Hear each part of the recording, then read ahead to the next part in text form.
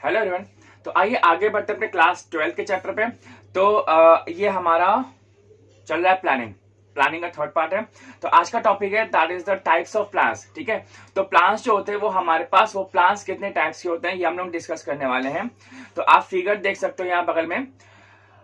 इसमें दिया हुआ है ना कि ऑब्जेक्टिव्स है, स्ट्रैटेजीज है, पॉलिसीज है, procedures, rules, programmes, methods and budgets. ठीक है, तो इस जितने भी जो प्लान्स है ये हम लोग एक एक करके डिस्कस करेंगे और देखते हैं फिर। ठीक है, तो सबसे पहला जो पॉइंट है हमारे पास, जो सबसे पहला टॉपिक है ऑब्जेक्टिव्स। ठीक है, तो ऑब्जेक्टिव का मतलब क्या होता है भाई साहब? ऑब्जेक्टिव्स का मतलब ही सिंपल से बात अगर हम लोग बात करें तो मतलब कारण।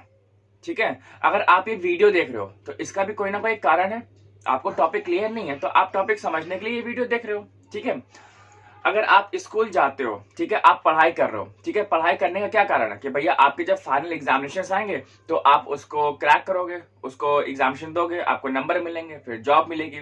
ठीक है, तो हर एक काम का कोई कारण होता है। हमने एसी लगा रखा हुआ है, क्या कारण है एसी लगाने का? भाई गर्मी लगती है यार। ठीक है, तो गर्मी लगती है तो मतलब एसी लगा लिया है तो अब गर्मी नहीं लगेगी। तो हर एक का कुछ ना कुछ कारण होता है। ठीक है, तो इसी प्रकार से हमारा जो ऑब्जेक्टिव होता है ये भी हमारा क्या होता है, हम लोग कारण के लिए करते हैं। ठीक है, हम लोग कोई भी हम लोग प्लानिंग कर रहे हैं या कंपनी कोई भी अगर चीजें नई लेकर के आती है, कुछ नया प्रोडक्ट लेकर के आती है या अपनी सर्विसेज वो लेकर के आती है, ठीक है, तो उसका क्या कारण है? Just to increase the profitability. ठीक है, उसकी अपनी एक्यूरेसी बढ़ाना। ठीक है, यहाँ पे दिया हुआ है ना कि डेफिनेशन में कि every organisation is established to achieve some purpose which are called its objectives. Objectives are the end और the results to be achieve. ठीक है, तो मतलब जो भी हमारे पास जो रिजल्ट होता है, भाई हमें ये काम करना ही करना है या हमें 6 महीने में अपना पूरा कोर्स खत्म करना ही करना है। ठीक है, या फिर हम लोग ऐसे कह सकते हैं कि नहीं हमें भैया यहाँ पे जाना है तो हमें उस चीज के लिए ये काम करना पड़ेगा। तो जो भी हम लोग एक जो कभी कभी हम लोग एक लॉन्ग टर्म प्लान्स बनाते हैं या कभी कभी हम लोग शॉर्ट टर्म प्लान्स बनाते हैं। ठीक है, तो लॉन्ग टर्म का हम लोग उस हिसाब से ऑब्जेक्टिव को सेट करते हैं और जो शॉर्ट टर्म प्लान्स होते हैं जैसे T20 में, ठीक है, वनडे हो गया, इंटरनेशनल जो क्रिकेट वगैरह होते हैं, टेस्ट वगैरह हो गए, तो उसमें होता है कि हम लोग शॉर्ट टर्म प्लान बनाते हैं। भैया 2 ओवर बाद इतने रन बने तो भैया हमें बॉलर चेंज करना है या हमें इसको लेकर के आना है या फास्ट लेकर के आना है या स्पीड लेकर के आना है। तो मतलब हमें ऑब्जेक्टिव क्या है? गेम को जीतना। ऑब्जेक्टिव हमारा क्या है कि हमारा एग्जामिनेशन बहुत अच्छे से हो जाए। ऑब्जेक्टिव हमारा क्या है? जो कंपनी जो सेल्स करना चाहती है उसका जो प्रॉफिट है वो बढ़ाना चाहती है, सस्टेनेबिलिटी होनी चाहिए वहां पे। ठीक है, देखिए यहाँ पे दिया हुआ है ना कि a business enterprise has the multiple और the several objectives such as the survival, survival हो गया, प्रॉफिट हो गया, growth and service to the society. ठीक है, तो ये कुछ हमारे पास चीजें होती है जहां पे हमारी कंपनी इसके लिए लड़ती हैं। ठीक है, कि मतलब हाँ इनके पास सर्वाइवल है भी कि नहीं। कोई देखो हर एक कंपनी का जो प्रॉफिट तो मोटिव होता ही होता है, लेकिन ऐसा भी प्रॉफिट किस काम है कि आपका कंपटीशन बढ़ता आ रहा है लेकिन आप अपने प्रोडक्ट में कुछ चेंज लेकर के नहीं आ रहे हो। ऐसा नहीं होना चाहिए। नेक्स्ट हम लोग आते हैं इंपॉर्टेंस ऑफ ऑब्जेक्टिव्स पे। तो ऑब्जेक्टिव्स के अब यहाँ पे हमारे पास इंपॉर्टेंस क्या क्या है? तो पहला आता है हमारे पास लेजिटिमेसी। लेजिटिमेसी का मतलब ही यही होता है कि मतलब अगर हम लोग कोई भी काम कर रहे हैं या कोई भी हमारे पास हम लोग एक्सवाइजेड कोई भी काम कर रहे हैं तो उसका कुछ ना कुछ कारण होता है। ठीक है, कोई एक रीजन होगा। विदाउट रीजन हम लोग कोई भी काम नहीं करते। तो जो भी हमने जो काम करना है या हम पढ़ाई कर रहे हैं, क्यों कर रहे हैं? क्योंकि हमारे बोर्ड्स एग्जामिनेशन आने वाले हैं, इस वजह से हम लोग पढ़ाई कर रहे हैं, तो उसका कारण है ना पढ़ाई करने का। ठीक है, नेक्स्ट हमारे पास सेंस ऑफ डायरेक्शन। तो सेंस ऑफ डायरेक्शन का मतलब क्या है कि हम लोग जो भी काम कर रहे हैं क्या हम लोग उस डायरेक्शन में काम कर रहे हैं जो हम लोगों ने प्लान बनाया हुआ है, जो हम लोगों ने ऑब्जेक्टिव सेट किया हुआ है। बहुत बार ऐसा होता है कि जो कंपनी का जो गोल होता है वो हमारे पास क्या होता है? प्रॉफिट को मैक्सिमाइज करना, अपनी सर्विसेज को इंप्रूव करना। ठीक है, लेकिन ऐसा क्या हो कि कंपनी तो उसके लिए कर रही है लेकिन कंपनी के अंदर के डिपार्टमेंट साथ में कोऑर्डिनेट ही नहीं कर पा रहे हैं या वो साथ में अच्छे से काम ही नहीं कर रहे हैं। तो हमारा जो प्रायोरिटी होती है वो हमारे पास एक ऑर्गेनाइजेशनल गोल के ज्यादा होती है। ठीक है भाई साहब, जब हमारे पास कंपनी के अंदर के जो इंडिविजुअल जो डिपार्टमेंट्स है, HR, IT हो गया, मार्केटिंग हो गया, अकाउंट्स का जो डिपार्टमेंट हो गया, एडवर्टीजमेंट वगैरह हो जाता है, तो ये जितने भी जो डिपार्टमेंट्स है कंपनी के अंदर जब ये साथ में मिलके काम करेंगे तभी हमारा जो कंपनी है वो अपना ऑब्जेक्टिव अचीव कर पाएगी, वरना नहीं कर पाएगी। अब नेक्स्ट हमारे पास यहाँ पे यूनिफाइड प्लानिंग। तो यहाँ पे इसका मतलब क्या होता है कि जो भी हम लोग काम करने वाले हैं, जो भी ऑब्जेक्टिव को अचीव करने वाले हैं, तो उसकी हमारे पास एक बहुत ही अच्छे से प्लानिंग का ब्रेकअप होना चाहिए कि हम लोग कौन से टाइम पे, किस जगह पे कौन सा जो अपना जो प्लान है वो हम लोग एग्जीक्यूट करने वाले। प्लानिंग हमारा कोई एक टाइप का नहीं होता, बहुत टाइप के होते हैं, लेकिन यहाँ पे हमें यही चीज अचीव करनी है कि अल्टीमेटली जो हमारे पास जो प्लानिंग है, क्या हम लोग जिस सिचुएशन में जा रहे हैं क्या वहां पे ही हमारा प्लान काम करेगा कि नहीं करेगा। हम कह रहे भैया नॉर्थ इंडिया में आपके पास सर्दी बहुत पड़ती है, बहुत कड़ाके की ठंड पड़ती है, लेकिन अगर आप वहीं कोस्टल रीजन पे चले जाइए तो वहाँ पे ठंडी ही नहीं होती। मुंबई वगैरह में, पुणे वगैरह में ठंडी कहाँ होती, गोवा में ठंडी कहाँ होती, नहीं होती वहाँ पे। तो अल्टीमेटली वहाँ पे यही चीजें होती है, ठीक है। तो जो भी हम लोग काम कर रहे हैं तो मतलब हमें वहां पे अच्छे से जो प्लान वगैरह होता है उसको अच्छे से डिस्क्राइब करना चाहिए, ठीक है। आप सर्दी कपड़े तो नॉर्थ में लेकर जा सकते हो, गर्म कपड़े जो होते हैं, ठीक है, लेकिन वही अगर आप जैकेट्स और जो स्वेटर्स वगैरह है वो आपके कोस्टल रीजन में भी पहनोगे नहीं ना, ठीक है। ऐसा नेक्स्ट हमारे पास सोर्स ऑफ मोटिवेशन, ठीक है। तो मतलब सोर्स ऑफ मोटिवेशन का मतलब होता है कि कभी भी आप कोई जब काम कर रहे हो या कंपनी ने आपको असाइन किया है तो that means that company is wanting something from you, ठीक है। कि मतलब ये कंपनी आपसे ये चाह रही भाई साहब आपको सिर्फ काम नहीं करना, you are asset for the company. तो आपका कंट्रीब्यूशन क्या है उस एम को अचीव करने के लिए, ठीक है। Do you get my point? The thing is that कि जब हम लोग सुंदर पिचाई की बात करते हैं तो सुंदर पिचाई एक इंडियन होकर के एक इतने बड़े जॉइंट सर्च इंजन के वो सीईओ बने हुए हैं। तो यहाँ पे ऐसा क्यों, उन्होंने ऐसा कौन सा मतलब झंडा गाड़ दिया था कि मतलब उनको सीईओ बना दिया गया।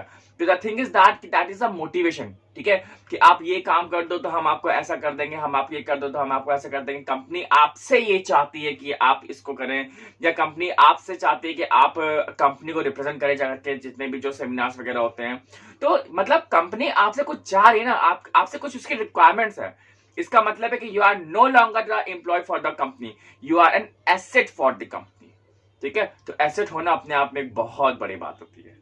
नेक्स्ट पॉइंट हमारे पास मीन्स फॉर कोऑर्डिनेशन, ठीक है। कोऑर्डिनेशन का मतलब क्या होता है, जितने भी जो अलग अलग लोग हैं या अलग अलग जो डिपार्टमेंट्स काम कर रहे हैं किसी भी एक कंपनी में, तो हम लोग उनको साथ में काम करना। साथ में का मतलब क्या होता है कि अल्टीमेटली जब सब लोग साथ में काम करेंगे तभी तो हम लोग कोई एक ऑब्जेक्टिव को अचीव कर पाएंगे, ठीक है।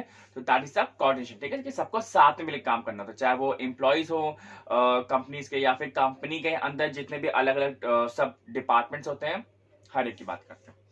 नेक्स्ट हमारे पास बेसिस ऑफ कंट्रोल। तो यहाँ पे कंट्रोल का मतलब क्या हो गया, सिंपली एज यू नो कि बहुत बार ऑब्जेक्टिव को अचीव करते करते कभी कभी हम लोग एक अच्छे रास्ते पे जा रहे हैं और रास्ते में चलते चलते चलते चलते चलते कोई इंसान डगमगा जाता है, ठीक है। कोई इधर चला है, कोई उधर चला है, कोई किसी से लड़ जाएगा, बहुत सारे डिस्प्यूट्स आते हैं। तो उस डिस्प्यूट्स को क्लियर करने के लिए, उस प्रॉब्लम को क्लियर करने के लिए मतलब वहां पे हम लोग जो परफॉर्मेंस को कैलकुलेट करते हैं कि वहां पे इंडिविजुअल कैसा परफॉर्म कर रहा है और जो ग्रुप है या फिर जो ऑर्गेनाइजेशन है वो कैसा परफॉर्म कर रहा है। तो वहां पे अल्टीमेटली जब हम लोग अपनी परफॉर्मेंस को कैलकुलेट करते हैं कि हाँ हमें लगता है कि हाँ जितना भी अभी हम लोग रास्ता चल करके आए हैं वो बिल्कुल सही रास्ता है, तब हम लोग वहां से उस पॉइंट से फिर आगे बढ़ेंगे।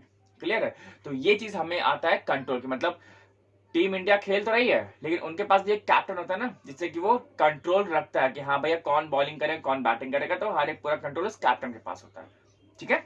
अब नेक्स्ट टॉपिक है हमारे पास एसेंशियल्स ऑफ ऑब्जेक्टिव्स, ठीक है। तो इसके एसेंशियल्स क्या क्या है भैया? पहला है हमारे पास objective must be clear and specific, clear होना चाहिए कि हमें काम क्या करना है। नेक्स्ट है objective should specify the results to be achieve, ठीक है, कि जो हमें ये बताना चाहिए कि हमें क्या अचीव करना है, rather than activities to be perform. मतलब आप काम तो बता रहे हो कि हाँ भाई आपको ये काम करना है, क्यों करना है, इससे क्या होगा ये नहीं मालूम है, तो ऐसा नहीं करना चाहिए, ठीक है।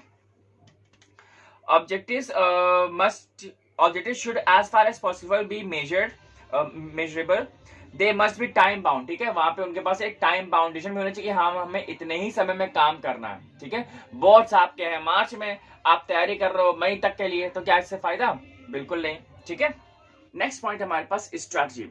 तो स्ट्रैटेजी से एक ऐसा वर्ड है जो हम लोग बहुत अच्छे से रिलेट कर सकते हैं कि जब भी हम लोग क्रिकेट मैच खेलते हैं, ठीक है, या जब भी फुटबॉल मैच होता है, तो अगर मान लो कि भाई साहब सहवाग बहुत मार रहा है, ठीक है, कोहली बहुत मार रहा है, तो यहाँ पे क्या होता है कि यहाँ पे हमें अपनी स्ट्रैटेजी को चेंज करना होता है कि हमें कौन सा बॉलर लाना चाहिए, ठीक है। या पूरा मैच का जब रुख बदलने लगता है, ठीक है, पूरा ही मैच अगर जब चेंज हो रहा है तो हमें कौन सा बॉलर लाना चाहिए, कौन सा फील्डर कहां पे लगाना चाहिए। सो that is all about the strategy, ठीक है। मैच में कुछ भी हो सकता है, चाहे वो फुटबॉल का हो, चाहे वो क्रिकेट का हो, चाहे वो किसी भी स्पोर्ट्स का हो, तो वहां पे हमें अपनी स्ट्रैटेजी बदलनी पड़ती है।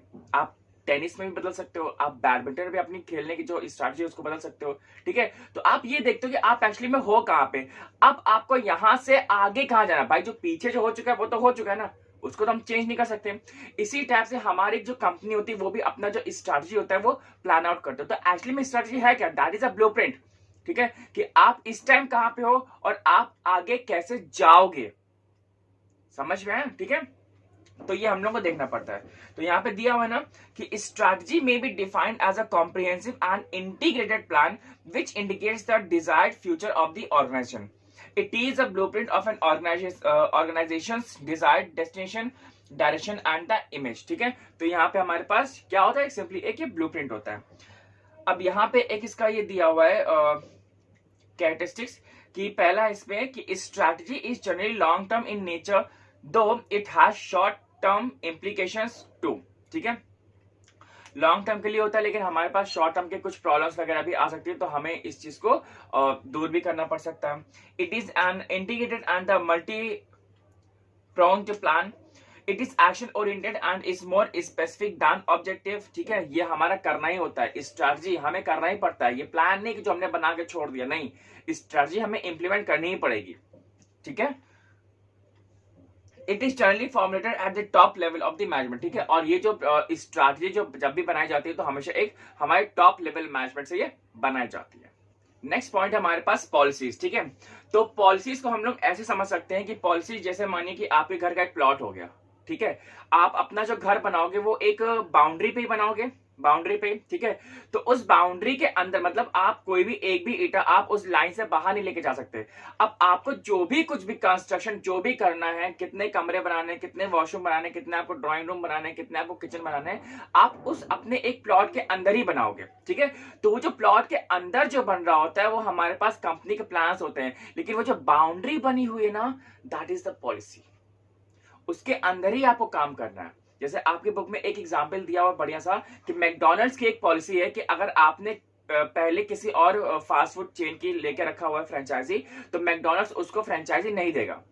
मतलब कि अगर मान लो कि हम मैकडॉनल्ड्स की लेना चाहते हैं लेकिन हमने केएफसी की पहले ही लेकर के रखी हुई है, तो मैकडॉनल्ड्स हमको अपनी फ्रेंचाइजी नहीं देगा। तो ये उसकी पॉलिसी है। ठीक है, तो यहाँ पे जितने भी जो बैंक्स होते हैं या जितने भी एमएनसी वगैरह, अच्छा आपने देखा होगा जो बैंक्स वगैरह होते हैं उनके पास भी कभी कभी वो घर जो होता है वो रेंट पे ले लेते हैं, वहां पे अपनी ब्रांच खोल लेते हैं। तो उनकी भी पॉलिसी भैया कम से कम एटलीस्ट इतना एरिया तो होना ही चाहिए। अगर आप फैक्ट्री खोल ले तो भैया इतना कम से कम एरिया तो होना चाहिए, हमारे ट्रक आ सके, हमारी बसेस आ सके, जिससे कि हम लोग रॉ मटेरियल, तो उनकी पॉलिसी है ना। कभी कोई देखा, कभी कोई जो फैक्ट्री बिल्कुल गली कुचे में खुली हो, अरे गली कुचे में खुलेगी तो ट्रक कहां से जाएगा। ठीक है, तो दिस इज द थिंग। यहाँ पे दिया हुआ है कि policy is a general statement that guides the decision making. Policy defines the boundaries with in which decision can be made and they direct decisions towards the accomplishment of the objectives. ठीक है, यहाँ पे एक definition भी दिया हुआ है कि policies are general statements of understanding which guide और channel thinking in decision making of the subordinates. ठीक है, तो वो आपको बताते हैं कि एक्चुअली में आपने काम क्या करना। कितने काले लग रहे हैं यार।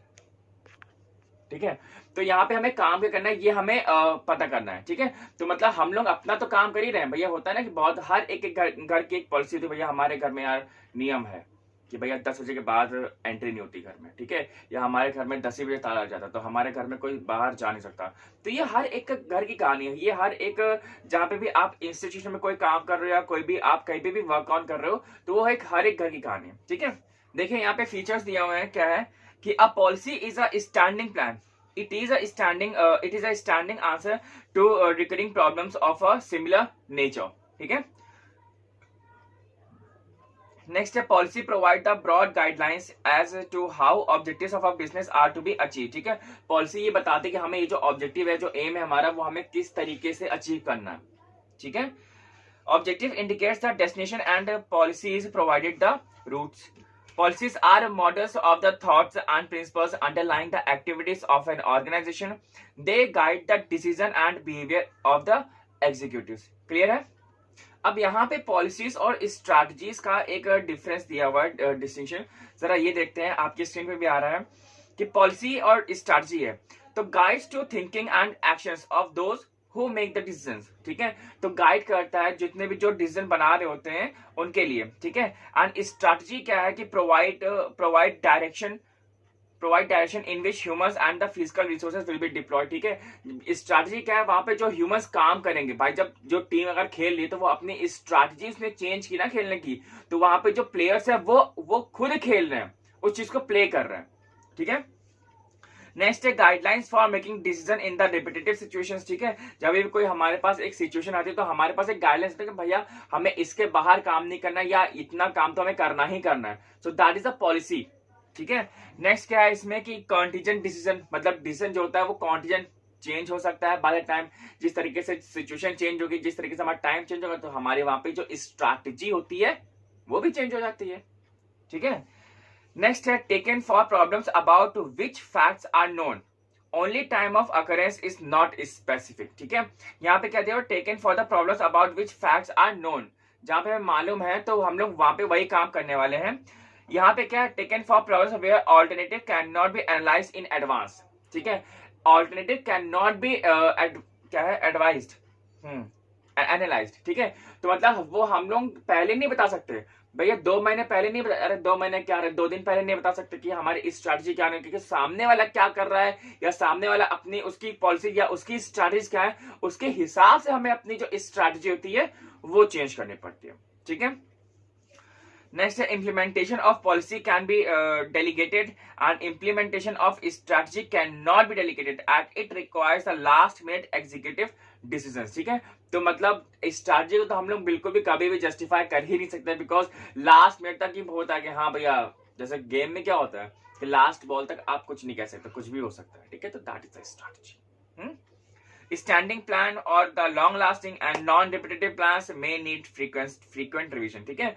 तो स्ट्रैटेजी क्या होती है, जरूरी है कि हर एक मैच में हर वही चीजें हो कि भैया लास्ट ओवर में 6 रन ही चाहिए, कभी कभी 8 रन भी चाहिए होता है, कभी कभी 2 रन भी चाहिए होता है। तो स्ट्रैटेजी जो होती है वो हमारी by the time by time change होती रहती है, वो रिपीटेटिव नहीं होती है। लेकिन जो पॉलिसीज होती है वो आपको एक उसने बता दिया, तो हमारा एक लीड लॉन्ग टर्म पे है कि हाँ भैया अमेजोन की ये पॉलिसीज है, या फ्लिपकार्ट की ये पॉलिसीज है, माइक्रोसॉफ्ट की ये पॉलिसीज है, तो ऐसा करके, ठीक है। 6th हमारे पास लास्ट है कि not based specially on the moves of competitor, ठीक है, and formulated in the light of competitors move. As I told you, policy जो होती है वो खुद के लिए होती है कि हम लोग क्या करने वाले हैं, या हम लोग कैसे मार्केट में अच्छे से काम कर पाएंगे। लेकिन यहाँ पे क्या होता है स्ट्रैटेजी में कि जो सामने वाला जैसे काम करेगा हम लोग वैसे काम करेंगे। भाई सामने वाला जैसे खेला तो हम लोग वैसे खेलेंगे, अगर हम वो डिफेंडिव खेला तो हम भी डिफेंडिव खेलेंगे, अगर वो अटैक कर रहा है तो भैया देखा जाएगा जो होगा, ठीक है। तो that depends on the competitors move, कि सामने वाला जो ऑपोजिट पार्टी है वो कैसे खेल रहा है। अब नेक्स्ट हम लोग आते हैं टाइप्स ऑफ पॉलिसीज पे, ठीक है। तो पॉलिसीज कितने टाइप्स की होती हैं ये देखते हैं। तो सबसे पहला आता है हमारे पास ओरिजिनेटेड पॉलिसी। तो इसको आप ऐसे समझिए, लिखा हुआ है ना कि अ कंपनी में follow the policy of hiring only the trained engineers, ठीक है। मतलब ये है कि भैया हम कोई फ्रेशर को इंक्लूड नहीं करेंगे, जितने जो ट्रेन्ड एम्प्लॉयज हैं सिर्फ हमारी कंपनी में वही एप्लीकेशन डालें और उन्हीं का ही हम सिलेक्शन करेंगे। सो that is the originated policy, ठीक है।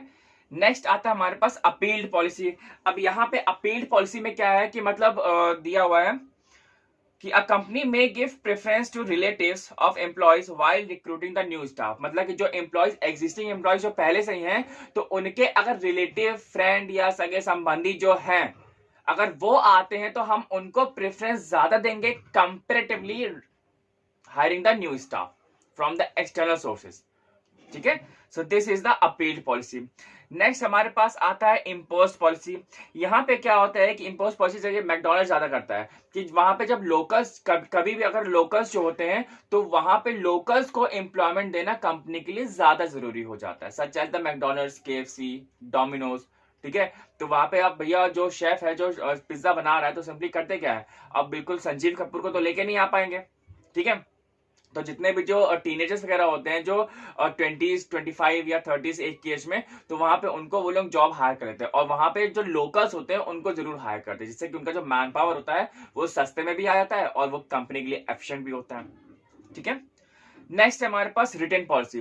रिटर्न पॉलिसी क्या होता है, वो रिटर्न पॉलिसी से रिटर्न पॉलिसी है तो वो कंपनी के एक डॉक्यूमेंटेशन में आता है, एक रिकॉर्ड में आता है, ठीक है। कि मतलब कि भैया जो कंपनी है वो वहां पे आपके पास एक एप्टीट्यूड टेस्ट या फिर एक कॉम्पिटिटिव जो एक एग्जाम होगा तो वहां पे अब वो आपसे पेपर लेगी। ठीक है, नेक्स्ट हमारे पास है एम्प्लॉय पॉलिसी।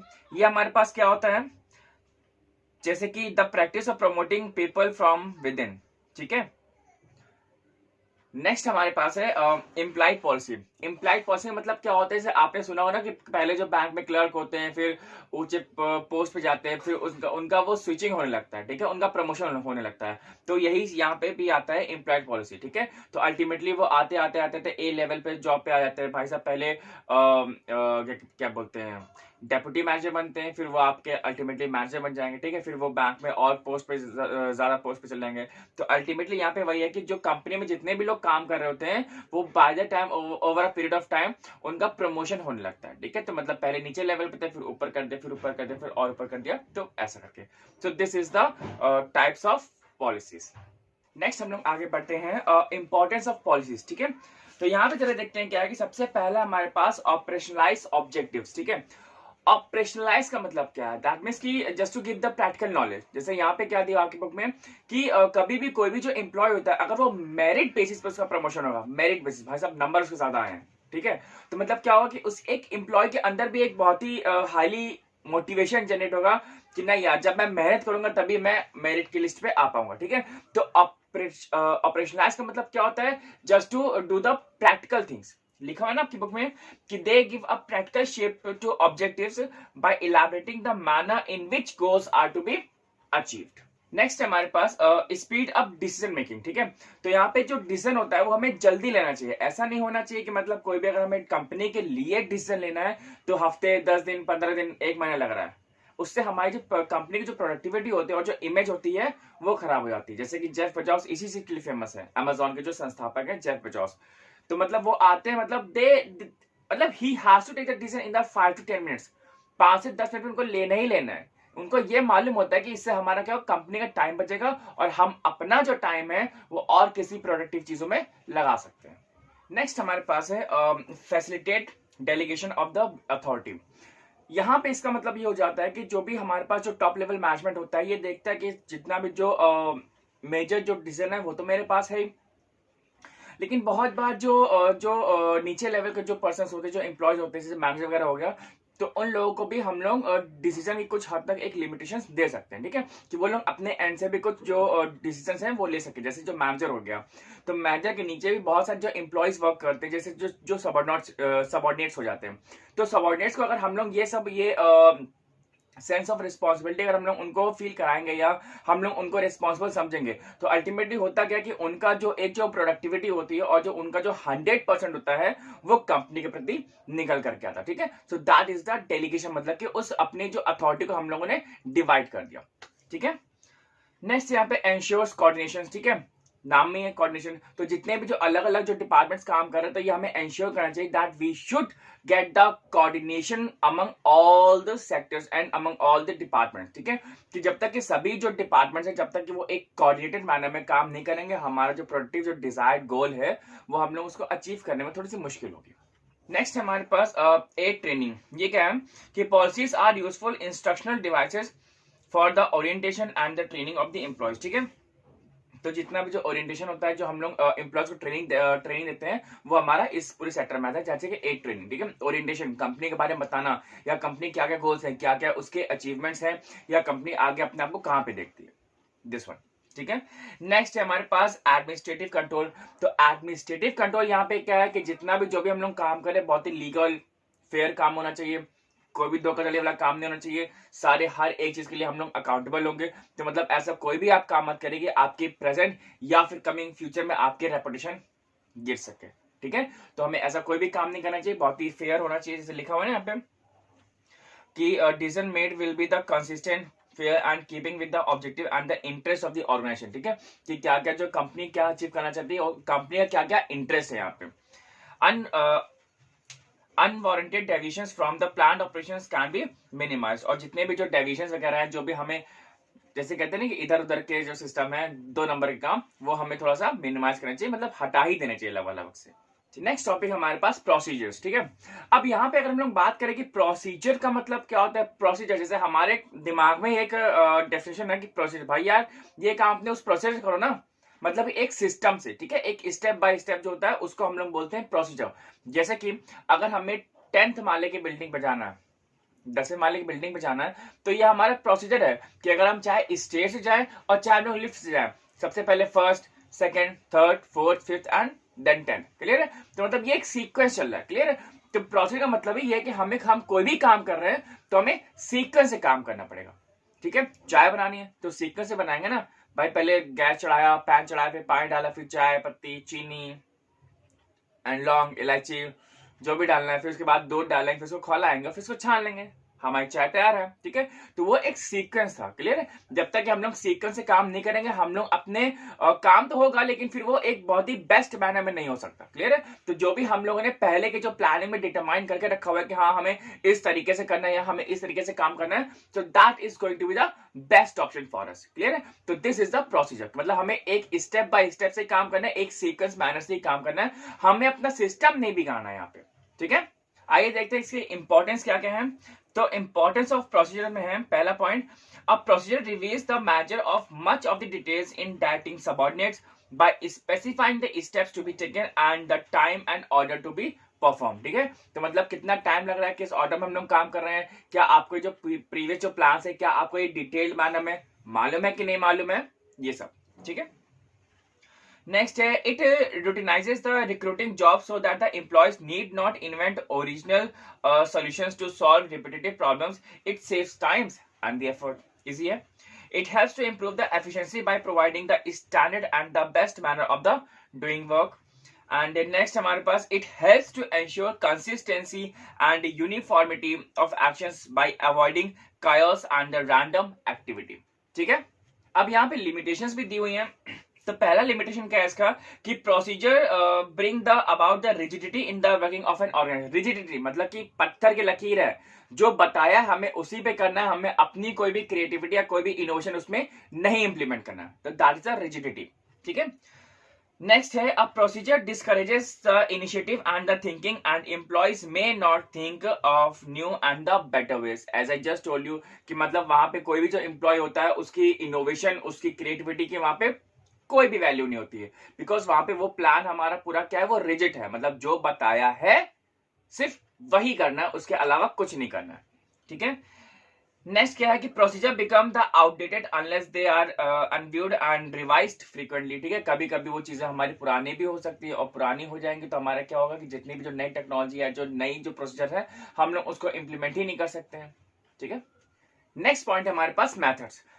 तो मेथड्स यहाँ पे क्या होता है, सिंपल सा, जैसे अभी हम लोग करके आए, क्या क्या था ये, भूल गए, प्रोसीजर। ठीक है? तो एक स्टेप बाय स्टेप। अब मेथड क्या होता है, मेथड मतलब किसी एक चीज को सॉल्व करने के लिए हमारे पास कई तरीके हो सकते हैं। ठीक है? सच ऐसी अगर आपको आप अगर अपने स्कूल से घर आ रहे हो, तो स्कूल से जब घर आते हैं, अगर एक रास्ता हमारा ब्लॉक होता है, कहीं पे जाम लगा होता है, तो दूसरे रास्ते से घूम के आ जाएंगे या तीसरे रास्ते से घूम के आ जाएंगे। कोई एक ही रास्ता थोड़ी है भाई, बहुत सारे रास्ते हैं। ठीक है? तो that is known as a method. इसी टाइप से मैथ्स का जो कोई भी सवाल होता है, ठीक है, तो उसका कोई एक ही तरीका नहीं होता है, कई बार 3-4 तरीके होते हैं उसको सॉल्व करने के लिए। तो जब आप सॉल्व करेंगे तब आंसर उसका सेम आएगा, नो डाउट। ठीक है? तो दैट इज द मेथड कि भाई साहब उस चीज को करने के लिए, उस काम को करने के लिए कितने हमारे पास मेथड्स हैं। ठीक है? इसी प्रकार से हमारी एमएनसीज हैं, कंपनीज होती हैं। अगर हमें कंपनी को सेल्स बढ़ानी है तो हम लोग सेल्स कैसे बढ़ा सकते हैं, भले अगर ये वाला काम ना करो तो हम लोग ये वाला इंप्लीमेंट करेंगे। क्लियर है?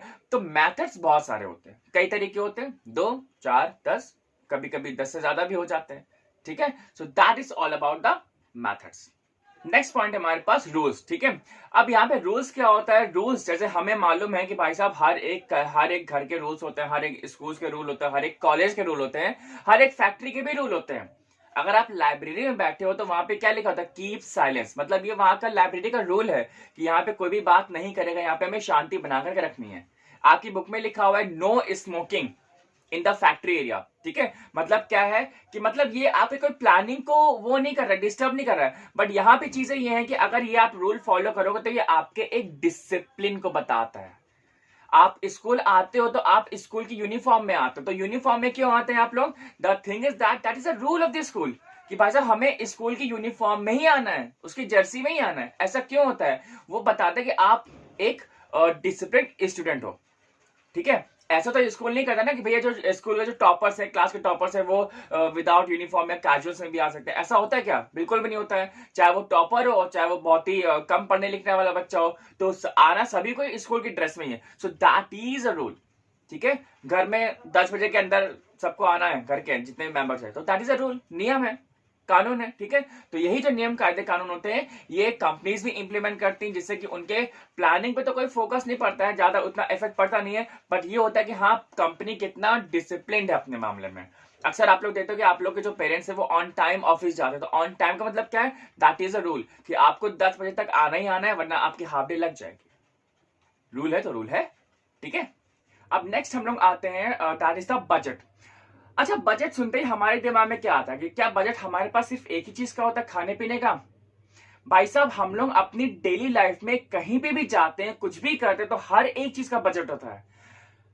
कपड़े लेने जाना है, क्या बजट है आपका? शूज लेने जाना है, आपका क्या बजट है? एसी लेने जाना है, कितने बजट तक का लोगे? घर बनवाना है, कितने कितने तक का लोगे? तो मतलब दैट मीन्स टू से कि अगर हमें शर्ट लेनी है तो यार 1000 रुपए का बजट है। अगर मुझे एसी लेना है यार 50,000 का बजट है बस। ठीक है, घर बनवाना है यार ऐसा 50 लाख का तक का बजट है, उसके ज्यादा नहीं है। तो बजट मतलब क्या होता है? बजट दैट मीन्स टू से कि हम लोग बजट हर एक जगह पे है। ऐसा नहीं कि बस सिर्फ घर बनवाने पे है या फिर कपड़े खरीदने पे है। बजट हर जगह पे होता है, बट ये होता है कि उसने आपकी एक लिमिटेशन दे दी है कि भाई साहब आप इसके बियॉन्ड नहीं जाइएगा। ठीक है, तो दैट इज अ थिंग कि जब भी हम लोग एमएनसी में रहते हैं, तो एमएनसी में जब हमारा बजट एलोकेट होता है, या मार्केटिंग के लिए इतना बजट हो गया, या अकाउंट्स के लिए इतना बजट हो गया, या सेल्स के लिए इतना बजट हो गया, ठीक है, तो या फिर कैपिटल हमारे पास कितना है, भाई बजट भी तो होना चाहिए ना। ठीक है, तो वो जो चीजें आती है वो हमारा सभी कुछ आता है बजट में। ठीक है, तो हम लोग अब देखने वाले हैं कि एक्चुअली में क्या है बजट। देखिए क्या दिया हुआ है कि a budget is a plan which states expected result of a given future period in the numerical terms. ठीक है, न्यूमेरिकल टर्म्स, फिगर में बात करता है वो। 2 लाख, 10 लाख, 20 लाख, 25 लाख, 1 करोड़, 2 करोड़, 2 करोड़, 10 करोड़। तो ये सिर्फ फिगर से बात हो रही है, फीलिंग और इमोशन नहीं है यहाँ पे, बस पैसा चलता है। ठीक है, बजट मतलब पैसा। ठीक है, it is a plan of action और blueprint design to achieve a specific goal. समझ में आया? ठीक है, अब हम लोग आने वाले हैं कि टाइप्स ऑफ बजट। तो बजट हमारे पास कितने टाइप के होते हैं, तो यहां पे दिया हुआ है आपकी बुक में, master budget, functional budget and capital budget. ठीक है, तो सबसे पहले हम लोग देखते हैं कि मास्टर बजट एक्चुअली में क्या होता है। अगर हम लोग बात ये करें कि भाई साहब मेरा घर बनवाने का जो बजट है वो 1 करोड़ का है, तो घर बनवाने का 1 करोड़ का बजट मतलब सिर्फ दीवार खड़ी करना 1 करोड़, मतलब जो इलेक्ट्रिक जो वायरिंग होगी उसका अलग बजट है, टाइल्स लगेंगे उसका अलग बजट है, जो व्हाइट वॉश, यार खराब हो गया यार ये, मतलब अच्छा नहीं लगता है, मतलब कुल भी जो व्हाइट वॉश जो है ये, मतलब जब हम लोग व्हाइट वॉश करवाएंगे, पुताई करवाएंगे, तो इसका बजट अलग होगा। ठीक है, नहीं, तो सिंपल सा होता क्या है कि मास्टर बजट, हमने ये कह दिया भैया अगर हमारा घर बनवाने का बजट 1 करोड़ का है, तो मतलब 1 करोड़ में हमारा पूरा घर बन के तैयार हो जाएगा पक्का। ठीक है, तो that is all about the master budget. तो मास्टर बजट जो होता है हमेशा एक टॉप लेवल मैनेजमेंट से हमारा एक सैंक्शन होता है। ठीक है, कि भाई साहब हम 1 करोड़ आपको दे रहे हैं, तो आपको ये चीजें काम करनी पड़ेंगी। तो मास्टर मतलब क्या होता है? जो सुपीरियर है। क्लियर? घर बनवाने का जो पूरा काम था, जो बजट था, वो पेरेंट्स ने एलोकेट कर दिया। अब वो घर बनाना हम लोग का काम है। ठीक है, लेबर का काम है, मिस्त्री का काम है, इलेक्ट्रिशियन का भी काम है। ठीक है, जो टाइल्स लगाने आएंगे उनका भी काम है। तो हर एक का वो सब काम रहता है। क्लियर? तो that is the master budget. तो यहां पे दिया क्या हुआ है, it is a summary budget incorporating all functional budgets. It gives a comprehensive picture of the proposed activities and anticipated result for the entire organization. ठीक है, it is finally approved by the top level management. तो ये हमारा किससे होता है भाई साहब? टॉप लेवल मैनेजमेंट ही करता है। जो कंपनी होती है वो किसके पास होती है भाई? जो डायरेक्टर्स वगैरह होंगे या जो जीएम होते हैं, जनरल मैनेजर्स। ठीक है, तो ये सब आते हैं टॉप लेवल मैनेजमेंट में। तो यही सब आपको बजट जो होता है, मास्टर बजट एलोकेट करते हैं। नेक्स्ट हम लोग आते हैं अब फंक्शनल बजट पे। हम लोग मास्टर बजट पढ़ चुके हैं, अब आते हैं फंक्शनल। तो फंक्शनल मतलब क्या होता है कि ये जो बजट होता है, जितने भी अलग अलग डिपार्टमेंट्स होते हैं, हर एक डिपार्टमेंट का जो बजट होता है वो हम लोग यहाँ पे पढ़ेंगे। ठीक है। तो सबसे पहला हमारे पास आता है सेल्स बजट, कि भाई साहब अब आपने सेल्स कितनी की है, तो जितनी आपने सेल्स की है, किस टाइम पे सेल्स की है, या जो कितना कौन सी एरिया पे हम लोग सेल्स कर रहे हैं, that is about the sales budget. ठीक है, कि आपके हाथ में कितने ऑर्डर है, सेल्समैन क्या कह रहा है। ठीक है, तो मतलब कि क्या आप जो सेल्स हैं, गाड़ियों के जो सेल्स हैं, जो कपड़े का जो सेल्स है, क्या आप इसको और आगे बढ़ा सकते हैं कि नहीं बढ़ा सकते, तो उस सेल के ही हिसाब से हम लोग बजट एलोकेट करते हैं, that is the sales budget. ठीक है, यहाँ पे क्या दिया हुआ है, it gives a forecast of total volume of sales and its breakup product wise and area wise. ठीक है, कि भाई साहब प्रोडक्ट हमारा कैसा है, या उस एरिया में कौन से प्रोडक्ट की डिमांड है। क्लियर। नेक्स्ट आता है हमारे पास प्रोडक्शन बजट। ठीक है, अब प्रोडक्शन का मतलब ही होता है भाई साहब किसी चीज को प्रोड्यूस करना, कि आउटपुट कैसा है। ठीक है, तो हम लोग क्या बना रहे हैं और कितनी चीजें बना रहे हैं और कितनी क्वांटिटी में बना रहे हैं। ठीक है, तो that is about the production budget, कि it is an estimate of the quantity of output product wise, department wise and time wise. It is prepared on the basis of the sales budget. ठीक है, sales budget के हिसाब से ही बनाया था कि हाँ भैया उसकी रिक्वायरमेंट ज्यादा है तो हमें प्रोडक्शन ज्यादा करना पड़ेगा। ठीक है, and plant capacity, inventory policy and availability of the materials, labour, power and so on. ठीक है, अब नेक्स्ट है हमारे पास मटेरियल बजट। अब मटेरियल क्या है, कि भाई साहब अगर आप कोई चीज प्रोडक्शन करोगे तो उसका रॉ मटेरियल भी तो खरीदोगे। ठीक है, तो उस चीज को खरीदने का हम लोग बोलते हैं मटेरियल बजट, कि हम लोगों ने अब जब भी हम लोग रॉ मटेरियल खरीदते हैं तो हम लोग बहुत ही ज्यादा अमाउंट में खरीदते हैं, कि जिससे हमारा जो इनपुट कॉस्ट है वो हमारे पास कम आ सके। ठीक है, तो that is all about the material, कि भाई साहब हमें रॉ मटेरियल खरीदना है, हमें बाकी जो स्टफ्स खरीदने हैं, तो वो हमारा मटेरियल बजट में ही आता है। ठीक है, नेक्स्ट हमारे पास लेबर बजट। लेबर तो आप जानते हो, ठीक है, कि जो मैन पावर का जो बजट आएगा, मैन पावर जो आएगी वो फ्री में तो काम करेगी नहीं। ठीक है, तो उसको भी कुछ ना कुछ पैसे देने पड़ते हैं, वेजेस देने पड़ते हैं, तो कितने का आप लेबर लगाइएगा। ठीक है, तो उसका हम आपको बजट एलोकेट कर देंगे, बजट एलोकेट कर देंगे। सो that is all about the labour budget. Next हमारे पास है कैश बजट। कैश बजट यहाँ पे क्या होता है, दैट मीन्स कि जितने भी जो हम लोग जो पैसा जो सैंक्शन कर रहे हैं हर एक एक डिपार्टमेंट को, तो वहां पे पैसा कम ना पड़े। ठीक है, जैसे कि हमारी जो सेंट्रल गवर्नमेंट होती है वो हर एक स्टेट को जो फाइनेंशियल ईयर होता है, तो वहां पे हर एक स्टेट को उसके अकॉर्डिंग पैसा एलोकेट करती है। तो जब सेंटर के पास पैसा ही नहीं होएगा, देगी क्या। ठीक है, तो वहां पे उसके पास सेंट्रल के अकाउंट में पैसा होना भी चाहिए, तो that is the cash budget. तो होता है ना, जिससे हम लोग फाइनेंशियल ईयर आता है, तो फाइनेंस मतलब जो फाइनेंस डिपार्टमेंट होता है सेंट्रल का, वो हर एक एक जो क्या बोलते हैं स्कीम्स लेकर के आता है। ठीक है, या प्रोजेक्ट्स लेकर के आता है, भाई साहब 10,000 करोड़ का ये प्रोजेक्ट हो गया, या 40,000 करोड़ का ये प्रोजेक्ट हो गया, तो वो अलग अलग प्रोजेक्ट्स लेकर के आते हैं। ठीक है, तो जिससे वो जो प्रोजेक्ट्स है वो फुलफिल हो सके। तो फुलफिल कैसे होंगे भाई, उसके लिए पैसा चाहिए, तो पैसा कम ना पड़े, तो इसीलिए हम लोग वहां पे एक एडुकेट अमाउंट ऑफ सप्लाई रखते हैं पैसों की। ठीक है, मतलब पैसा होता है, इस वजह से हम उनको बाकी जो डिपार्टमेंट्स होते हैं उनको देते हैं, ताकि हमारा काम ना रुके। ठीक है, नेक्स्ट हमारे पास आता है प्रोडक्शन ओवरहेड बजट। ठीक है, अब प्रोडक्शन के ओवरहेड चार्जेस क्या होते हैं, दैट मींस कि हम लोग कुछ काम तो कर रहे हैं। ठीक है, अब जैसे मान लो कि हमें कहीं पे जाना है, हमें कुछ भी काम करना है, तो लेकिन ओवरहेड चार्जेस जिसे हम लोग मिसलेनियस एक्सपेंसेस कहते हैं। ठीक है, जैसे कि मान लो कि हम जा रहे हैं तो भैया परफ्यूम हो जाएगा। ठीक है, या मान लो जाते थे हमें भूख लगी तो हमने वहां पे रास्ते में कुछ खा लिया, तो इस चीज को हम लोग बोलते हैं ओवरहेड चार्जेस। ठीक है, तो that is the same in the terms of the production. तो प्रोडक्शन ओवरहेड चार्जेस भी हमारे पास होते हैं, तो इसलिए हम लोग उसको बजट भी एलोकेट करते हैं। नेक्स्ट हमारे पास है डिस्ट्रीब्यूशन ओवरहेड बजट। ठीक है, तो ये हमारे पास क्या होता है, जैसे कि हमारे जो सेलिंग होते हैं, जो डिस्ट्रीब्यूशन ऑफ जो गुड्स होता है या प्रोडक्ट वगैरह होता है, उसके भी हमारे पास कुछ एक्सपेंसेस होते हैं। ठीक है, तो वो भी हमें बियर करना पड़ता है। तो यहाँ पे जैसा हो जाएगा, आपके पास ऑफिस का रेंट हो जाएगा, एडवर्टाइजिंग हो जाएगा, कमीशन हो जाएगा, ट्रैवलिंग एक्सपेंसेस हो जाएगा। तो मतलब ये हमारे पास डिस्ट्रीब्यूशन एक्सपेंसेस आ जाएंगे। ठीक है, कि भाई साहब अगर हम लोग किसी को डिस्ट्रीब्यूटरशिप वगैरह दे रहे हैं, तो उसके भी तो कुछ एक्स्ट्रा खर्चे होते हैं ना, चार्जेस वगैरह, वो चीज। ठीक, नेक्स्ट है एडमिनिस्ट्रेटिव ओवरहेड बजट्स। यहाँ पे क्या होता है कि estimation of the administrative expenses like the office rent, salaries, staff, stationery and so on. ठीक है, ऑफिस में आप काम कर रहे हो तो टेबल, चेयर, रबड़, पेंसिल, कटर, स्केल, ये सब भी तो आते हैं, पेपर्स, प्रिंटर्स। ठीक है, फोटोकॉपी मशीन, तो ये सारी चीजें जो आती हैं ये आपके एडमिनिस्ट्रेटिव एक्सपेंसेस में ही आती हैं। ठीक है, समझ में आया। नेक्स्ट हमारे पास आता है that is the capital and the revenue budget. ठीक है, तो कैपिटल तो आप लोग जानते हैं, जो भी हमारे पास जो कंपनी के लिए जो एसेट्स वगैरह होती हैं, land, building, furniture, sofa, machineries. ठीक है, तो इस पे हमारे पास कंपनी का क्या बजट होता है, तो किसी एक कंपनी को या किसी एक प्लांट को सेटअप करने के लिए हमें एक बहुत अच्छा अमाउंट में एक इन्वेस्टमेंट चाहिए होता है, ठीक है। तो यहाँ पे हमारे पास आता है that is the capital.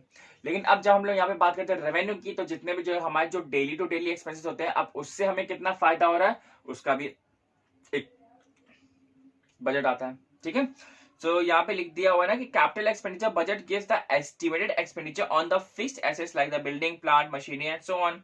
And on the other hand revenue budget shows estimates of income and expenses on routine operations, ठीक है। तो रूटीन मतलब जितने जो आपके डेली डेली एक्सपेंसेस जो हो रहे हैं उसमें हमें कितना फायदा हो रहा है। जैसे कि आपने मशीनरी तो लगा दी, लेकिन अब मशीनरी में आपको ऑयलिंग करनी है, ग्रीसिंग करनी है, उसका नट ढीला हो गया तो नट को आपको टाइट करना है, ठीक है। तो बहुत सारे ऐसे ऐसे जो होते हैं जो हमें एक बहुत ही शॉर्ट पीरियड में उसको हमें रिकवर कर लेना होता है, ठीक है। नेक्स्ट टॉपिक है हमारे पास प्रोग्राम्स। हाँ भैया, क्या प्रोग्राम है आज का? कभी ऐसा सुना है कुछ? कभी अपने टीचर से, या कभी एमएनसीज में, या कभी टीवी में ही देखा होगा? क्या प्रोग्राम है आज का, या क्या प्रोग्राम है शाम का? तो प्रोग्राम का मतलब क्या होता है कि जितने भी जो हम लोग डेली टू डेली जो एक्टिविटीज जो करते हैं वो हमारा आता है प्रोग्राम, एक सीक्वेंस मैनर में, एक स्टेप मैनर में, ठीक है। This is all about the programmes, ठीक। यहाँ पे क्या दिया आपके में कि a programme serves as a useful guide in the day to day operations. It is a action based and the result oriented, ठीक है। एक्शन बेस्ड, जो हम लोग काम कर रहे हैं और जो हम लोग काम कर रहे हैं उसका एक कोई ऑब्जेक्टिव भी तो होगा, एक कोई गोल होगा जो हमें एक अचीव करना है, ऐसा है, ठीक है। It helps to maintain the motivation among the employees and but if there is a great risk of failure of a program due to the change in the environment, ठीक है। अभी मैंने तुमसे कह दिया भाई शाम को ना चाय की टपरी पे मिलना है, सब लोग भाई लोग बैठ करके चाय पियेंगे वहां पे, ठीक है।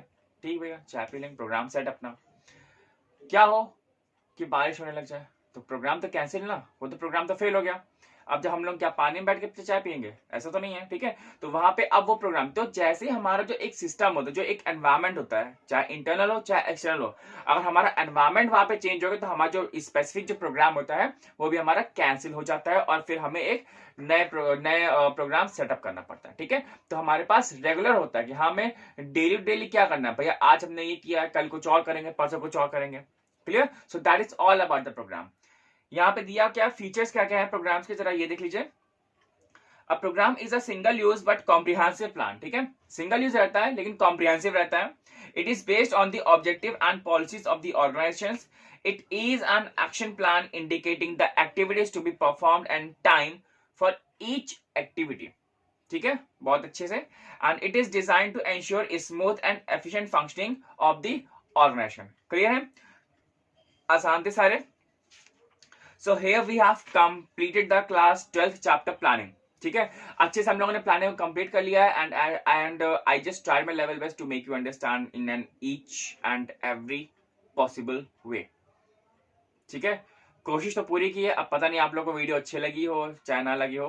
अगर कोई सेशन वगैरह हो तो आप दे सकते हैं। तो आज के लिए इतने रखते हैं। नेक्स्ट अब हम लोगों ने शायद सेमेस्टर 1 के लिए कोर्स कंप्लीट कर लिया है और आगे मिलते हैं नेक्स्ट वीडियोस में, ठीक है। Till then bye bye and thank you very much.